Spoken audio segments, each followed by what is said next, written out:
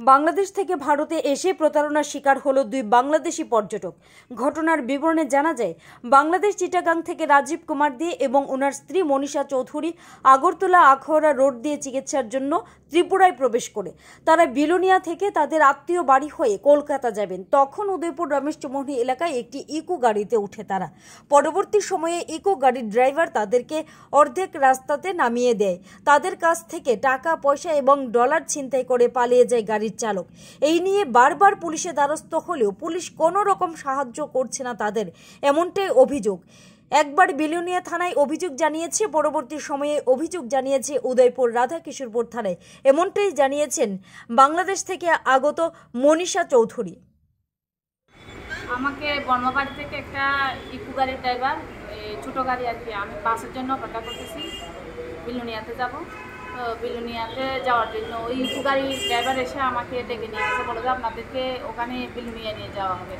আমাদেরকে বন করে নিয়ে নামাই দিছে। ওখান থেকে আমাদেরকে মানে গলা দেখা দিয়ে যেরকম নামাই দিয়ে ওরকম করে নামাই দিচ্ছে, বলে যে আপনারা এখানেই নামেন।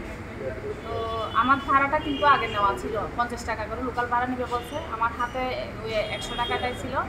আর আমি যখন গাড়িতে ছিলাম ওই অবস্থায় আমি ফোন করে বলতেছি, ও দাদাকে ফোন করে বলতেছি, আমি তো আমাদেরকে তো বন করে নামাই দিছে, আমরা এখন ঘুরতে যাবো। ওদের ওখান থেকে মোটর স্ট্যান্ডে চলে আসে। তো আমি ড্রাইভারকে বলতেছি মোটর স্ট্যান্ড তো চিনি না, বলে যে এটাতে তাড়াতাড়ি ওঠেন। আমাদেরকে ধাক্কা দিয়ে নামা দিচ্ছে, দুর্ব্যবহার করতেছে। কে ধাক্কা দিয়ে নামাইছে? ওই যে ড্রাইভার, ইকুর ড্রাইভারটা ধাক্কা দিয়ে যেরকম করেন দুর্ব্যবহার করে আমাদেরকে, মানে ওরকম করে নামা দিচ্ছে ওখানে। তো নামাই দেওয়ার সময় কিন্তু আমার কাঁধের সাথে ওই টাকার ব্যাগটা ছিল, একটা ব্যাগের ভিতরে ওটা চেনটা খোলা ছিল। ওই সময় ওই টাকাটা নিয়ে গেছে। কত টাকা ছিল ওখানে? ওখানে ছিল 200 ডলার, তারপর বাংলা টাকা ছিল 10,000 টাকা, তারপরে ইন্ডিয়ান রুপি ছিল 30,000। এখন কি থানায়? উদয়পুর থানায় অভিযোগ জানাইছে। আচ্ছা, আপনাদের বাড়ি হচ্ছে বাংলাদেশ চিটাগাং। কি কারণে আসলেন ইন্ডিয়াতে? আমার হাজবেন্ড খুব অসুস্থ, ওনাকে চিকিৎসা করার জন্য কলকাতা যাব। তো ওখানে মাসির বাড়িতে মাসি অসুস্থ, মাসিকে একটু করে দেখতে এসেছিলাম। এখান থেকে রওনা দিব কলকাতা থেকে। নাম কি আপনার স্বামীর নাম কি? আমার স্বামীর নাম হচ্ছে রাজীব কুমার দে। আমার নাম হচ্ছে মনীষা। প্রথমবার কি এসেছেন ত্রিপুরাতে? এই প্রথমবারই আসছি। আমরা এখানে কিছু চিনি না। ফোন করে করে দাদার নাম্বার ছিল, দাদাকে ফোন করে করে এখানে।